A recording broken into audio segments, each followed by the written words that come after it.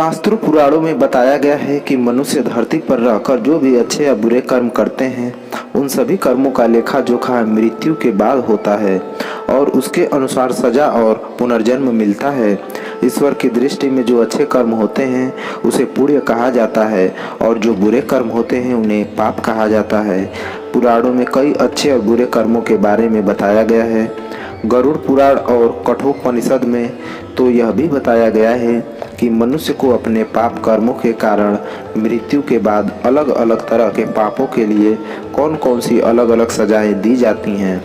गरुड़ पुराण में उल्लेख मिलता है कि मनुष्य धरती पर जो कुछ भी पाप करता है उन सभी पापों की अलग अलग सजा बारी बारी से मिलती है। यम के न्याय में किसी भी पाप की सजा से बचा नहीं जा सकता है। गरुड़ पुराण में बताया गया है कि पर स्त्री पुरुष संबंध रखने वालों को लोहे के गर्म सलाखों को आलिंगन करवाया जाता है। जो पुरुष अपने गोत्र की स्त्री से संबंध बनाता है उसे नर्क की यातना भोगकर लकड़बग्घा अथवा शाही के रूप में जन्म लेना पड़ता है।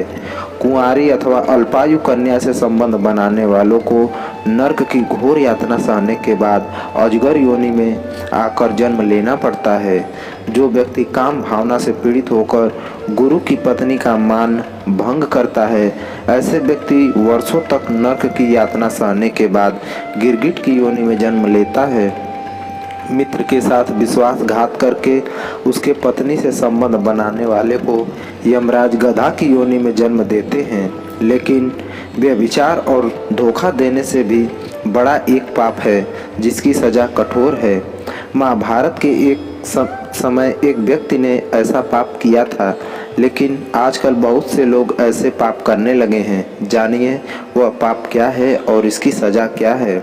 भगवान श्री कृष्ण ने दृष्टि में जो सबसे बड़ा पाप है वह है भ्रूण हत्या।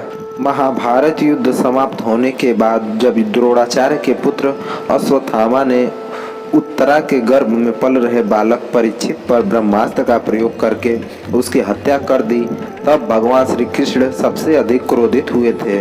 श्री कृष्ण ने उस समय ही यह घोषणा कर दी थी कि अश्वत्थामा का पाप सबसे बड़ा पाप है, क्योंकि उसने एक अजन्मे बालक की हत्या की थी। श्री कृष्ण ने इस पाप की सजा स्वयं अश्वत्थामा को दी थी।